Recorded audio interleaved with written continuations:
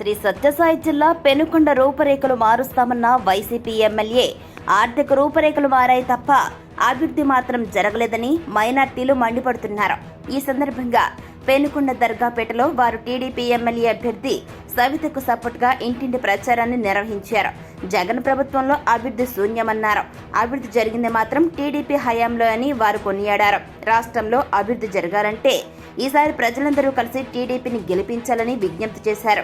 ఈ క్రమంలో TDP MLA అభ్యర్థి సవితకు తామందరం కూడా అండగా ఉంటామని మైనార్టీలు మద్దతు పలికారు.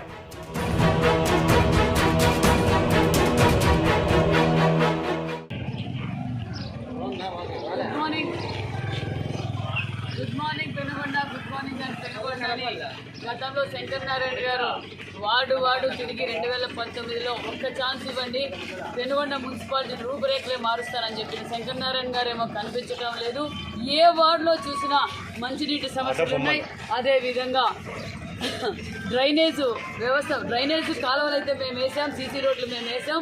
అదేవిధంగా ఇప్పుడు ఎక్కడ డ్రైనేజ్ అక్కడే ఉంది. పెనుగొండ రూపురేఖలు మారుస్తానన్న శంకర్ నారాయణ రూపురేఖలు మారాయే తప్ప పెనుగొండ మున్సిపాలిటీ ఏ విధంగానూ అభివృద్ధి జరగలేదు.